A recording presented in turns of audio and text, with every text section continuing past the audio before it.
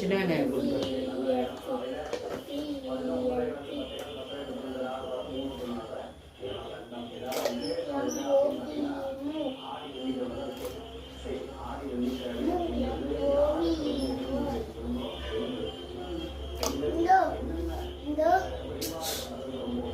Welcome to Niranjan கவிதைகள்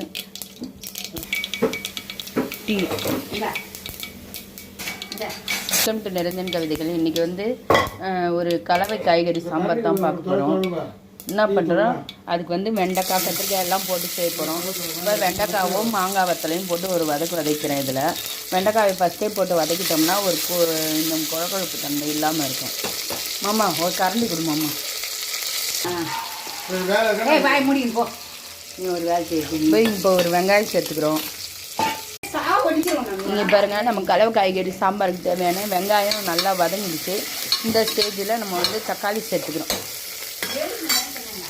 சும்மா தாளிப்புக்கு தக்காளி சேர்க்குறோம். ஏற்கனவே நம்ம வந்து பருப்பில் வந்து வெங்காயம் சேர்த்து வதக்கி வச்சுருக்கோம். நம்ம தக்காளி இந்த அளவுக்கு வதங்கினாலே போதும் சாம்பாருக்கு. இப்போ என்ன பண்ணுறோம், தண்ணி சேர்த்துக்கிறோம்.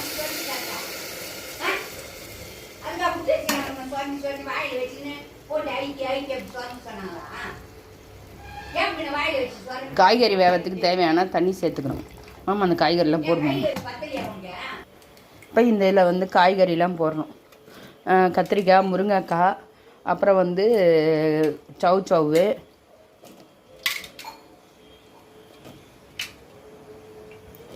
கத்திரிக்காய், முருங்கைக்காய், சவு. இதில் என்னென்ன காய்கறி போட்டிருக்கோன்னா கத்திரிக்காய், முருங்கைக்காய், சவு, வெண்டைக்காய், மாங்காய் வத்தல். ஏற்கனவே ஆல்ரெடி நம்ம வந்து காய வச்சுருக்கோம். அந்த மாங்காய் வத்தல், மாங்காய் சீசன் இல்லாதப்போ இந்த மாதிரி மாங்காய் வத்தல் யூஸ் பண்ணால் சூப்பராக இருக்கும். இப்போ நான் மாங்காய் வாங்கின்னு வரல, அதனால் மாங்காய் வத்தல் சேர்த்துக்கிறேன். சூப்பராக இருக்கும் நம்ம சாம்பார். மாங்காய் வத்தல் இது காய்கறிலாம் அடுத்து வேக வச்சு கடைஞ்சி வச்சுருக்க பருப்பு. நம்ம காய்கறி வெந்துருச்சு. இப்போ நம்ம வேக வச்சு கடைஞ்சி வச்சுருக்க பருப்பு, புளி எல்லாம் சேர்த்து கொதிக்க விடுவோம் நம்ம சாம்பார்.